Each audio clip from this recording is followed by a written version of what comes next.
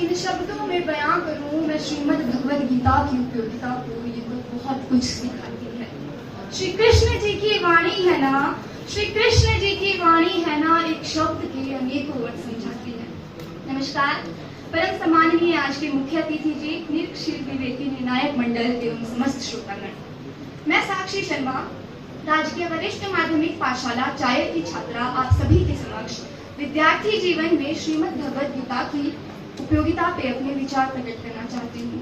आशा करती हूँ कि आप सभी मुझे ध्यानपूर्वक सुनेंगे एवं मेरी गति के लिए मुझे क्षमा करेंगे।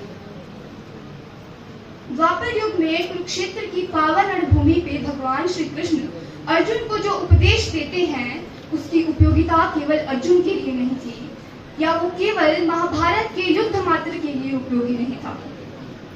गीता का उपदेश भारतवर्ष में जन्म लेने वाले प्रत्येक मनुष्य के लिए उपयोगी है, प्रत्येक सनातनी के लिए उपयोगी है। लेकिन आज शायद समय ऐसा आ चुका है कि यदि हम प्रसन्न भी रहना चाहे ना, हम तो भी प्रसन्न नहीं रह पाते। हर मनुष्य चिंताग्रस्त है, तनावग्रस्त है, पीड़ाग्रस्त है। और इस श्रेणी में केवल बूढ़े या बुजुर्ग नहीं आते, अपितु छोटे छोटे बालक भी आते हैं। विद्यालय विद्या ग्रहण करने के उद्देश्य से जाने वाले विद्यार्थी ना जाने कौन सी चिंताओं में डूबे हैं।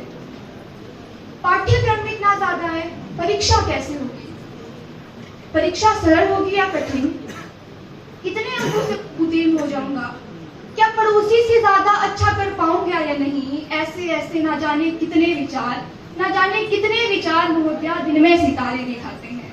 लेकिन गलती विद्यार्थियों की भी नहीं।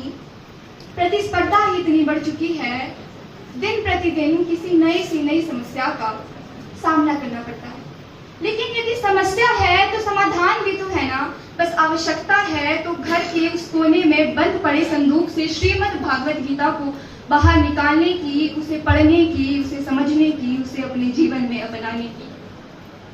महाभारत काल में जब अर्जुन ये सोच के परेशान हो जाता है कि युद्ध का परिणाम न जाने क्या होगा, तो भगवान श्री कृष्ण अर्जुन से कहते हैं, कर्मण्येवाधिकारस्ते मा फलेषु कदाचन मा कर्मफले हेतुर्भूः मा ते संगोत्सव कर्मणि। हे पार्थ, कर्म करने में तेरा अधिकार है, उसके फल में नहीं। कितनी सुंदर बात कही है महोदया भगवान श्री कृष्ण ने, कर्म करने में तेरा अधिकार है, उसके फल में नहीं। यदि प्रत्येक विद्यार्थी यही सोचे कि विद्या ग्रहण करना हमारा अधिकार है और सच्ची श्रद्धा और निष्ठा से पढ़ाई करनी है, जो पढ़ाया गया है वो स्वयं पढ़ना है, परिणाम का क्या है वो तो हमारे कर्मानुसार उसका फल हमें अवश्य मिलेगा, तो विद्यार्थी जीवन वास्तव में विद्यार्थी जीवन कहलाएगा। गीता में भी लिखा गया है, गीता में कहा गया है, क्यों चिंता करते हो, किससे व्यर्थ डरते हो, जो बीत गया सो बीत गया, भविष्य अभी आया नहीं। यदि प्रत्येक विद्यार्थी सोचे कि जो भूतकाल था वो तो बीत गया, उसका क्या है, वर्तमान है मेरे पास, मैं अपने वर्तमान पे ध्यान दूं, जो पढ़ाया गया है उसे पढ़ूं, उसे स्वयं समझने की कोशिश करूं, तो विद्यार्थी वास्तव में विद्यार्थी जीवन जीने लगेगा।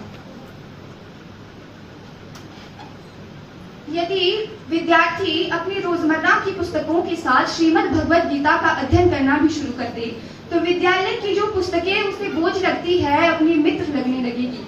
किंतु हमारे यहाँ तो मृत्युशैया पर पड़े व्यक्ति को श्रीमद् भगवद गीता सुनाई जाती है ताकि उसे मोक्ष की प्राप्ति हो सके। अरे यदि उस व्यक्ति ने कभी जीते जी श्रीमद् भगवद गीता का अध्ययन कर लिया होता तो उसे ये पता चल जाता कि मोक्ष की प्राप्ति तो जीते जी हो जाती है, ना कि मृत्यु के पश्चात जैसे राजा जनक को हुई थी। और मृत्युशैया पर पड़े व्यक्ति के लिए तो श्रीमद् भगवद गीता लिखी भी नहीं गई। श्रीमद् भगवद गीता तो जीवन जीना सिखाती है, राह भटके को राह दिखाती है, जीवन को समझना सिखाती है। श्रीमद् भगवद गीता हर व्यक्ति को यदि वो कोई राह भूल जाए तो नई राह पे कैसे चलना है ये सिखाती है। श्रीमद् भगवद गीता जीने का आधार बताती है।